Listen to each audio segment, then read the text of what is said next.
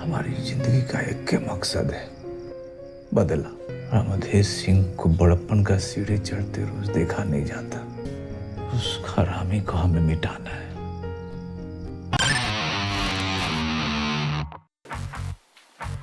हाँ जी, हेलो सलाम गाइस, काफी ही तरह ग्रैब के बाद हम बैक विद अनदर वीडियो। और आना ही था वापस, क्यों नहीं आना था? क्योंकि त्यौहार ही ऐसा है, मौका ही ऐसा है, कुछ वक्त और हालात ही ऐसे हैं कि मुझे आना पड़ ही गया वापस। फ्रेंड्स देखो, हर कुछ महीनों के बाद ना स्पेनिश फुटबॉल का एक रीसेट होता है। फुटबॉल के दो सबसे बड़े जाइंट्स आपस में भिड़ते हैं, पैशन दिखाया जाता है, कंट्रोवर्सीज की जाती है और रिजल्ट में क्या मिलता है? Bragging rights. एक क्लब ऐसा है जिसको जहां पर भी वर्ल्ड क्लास प्लेयर नजर आता है वो अगले दिन ही बोरी में बंद होकर स्पेन पहुंचा होता है, और एक क्लब ऐसा है जो 20 मिलियन के प्लेयर को भी आंख उठा के नहीं देख सकता। फ्रेंड्स, बार्सिलोना के बच्चों की मां जब भी उन्हें कहती है ना कि नहीं नहीं बेटा ये खिलौना ना लो, हमारे पास घर पे बेहतर पड़ा है, तो वो सच कह रही है।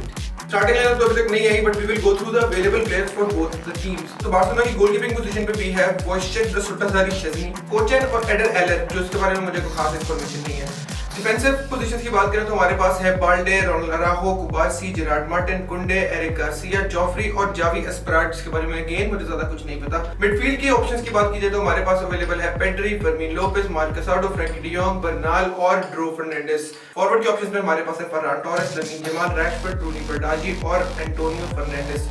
साइड लाइंस पे हमारे पास हांसी राइटर फ्लिक नहीं होंगे, ऑब्वियसली उनको रेड कार्ड मिला है तो वो नहीं होंगे। इसके साथ साथ रियल मैड्रिड की अगर हम स्क्वाड लिस्ट की बात की जाए अवेलेबल प्लेयर, तो उनके पास गोलकीपिंग पोजीशन में कोर्टवा, लूनन और सर्जिया मस्त्रे अवेलेबल है, इसके बारे में मुझे ऐसे कुछ नहीं पता। डिफेंडर्स की ज्यादा बात की जाए तो Carvajal, Eder Militao, Trent, Asencio, Carreras, Fran Garcia, Ferland Mendy और डीन द काम गाय यूसेफ उनके पास अवेलेबल है।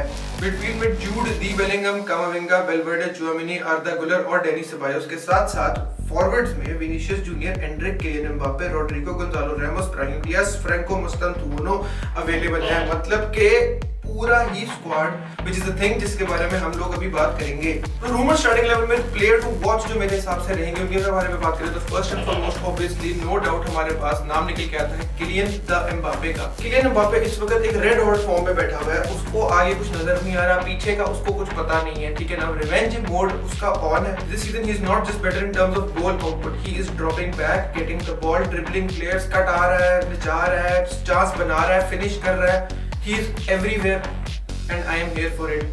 Marcus the Rashford, what a turnaround he has done for in Barcelona. क्या बंदे ने पूरी गेम ही घुमा दी है अपनी। रफीना की इंजरी के बाद, डैनी ओल्मो की इंजरी के बाद, obviously we have to rely on Marcus Rashford to take care of the left wing. Second player to watch in my opinion from Barcelona, जो कि मुझे लगता है आने वाले कई सालों तक बार्सिलोना की हर गेम में ही player to watch रहेगा, and that obviously is our number 10, the Lamine Yamal. I hate the celebration. बातें भी भाई साहब ने बहुत बड़ी कर दी हैं। तो मुझे लगता है कि वो प्रेशर को ना एंजॉय करता है या तो इनवाइट करता है। For some reason Lamine Yamal goes out and he looks out for pressure because दो अटैकर्स आर क्लियरली इंजर्ड। हाँ, रैशफोर्ड पे भी आएगा, हाँ फरमीन पे भी आएगा, हाँ फरहान पे भी आएगा, लेकिन लमीन जमाल पे ज्यादा प्रेशर ऑलरेडी था परफॉर्म करने का। ऊपर से उसने बड़ी बातें भी कर दी, लेकिन चलो शुक्र है कि उसने मतलब इंटरव्यू में बातें की है। It's not like he went out of his way to mock Real Madrid fans on like social media platform और समथिंग। बातें तो बहुत बड़े कर लिए जमाल साहब, लेकिन अब निभाने पड़ेंगे, क्योंकि जो वादा किया वो निभाना पड़ेगा।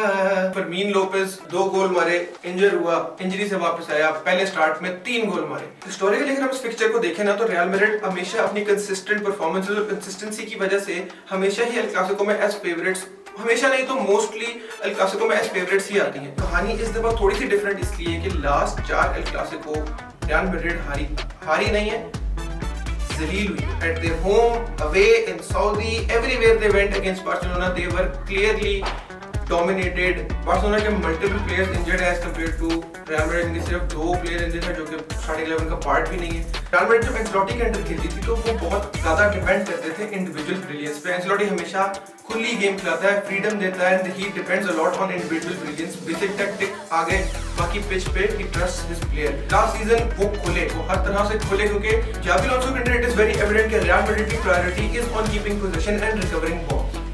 चाहे वो अपने हाफ में हो, ओपोनेंट के हाफ में हो, हर जगह वो रिकवरी पे फोकस करते हैं, पोजीशन पे फोकस करते हैं, और वो इस चीज फोकस करते हैं कि भाई आप पोजीशन रखो तो अगली टीम अटैक नहीं करेगी। और आप पोजीशन रखो तो इवेंचुअली गोल आपका आ ही जाएगा। तो और बार्सिलोना इस सिनेरियो में इसलिए फंस सकती है क्योंकि लास्ट सीजन जिन 3 रीजन की वजह से बार्सिलोना सक्सेसफुल हो रही थी उसमें बार्सिलोना अब एक ही कर पा रही है। ना वो इस तरीके से बॉल रख पा रहे हैं, ना वो बिल्डअप कर पा रहे हैं। जो वो चीज कर पा रहे हैं वो ये है कि ओपन एंड के हाफ में बॉल जीत के ट्रांजिशन करना, क्योंकि तो उसकी एफिशिएंसी भी पिछले सीजन के हिसाब से ड्रॉप कर चुकी है।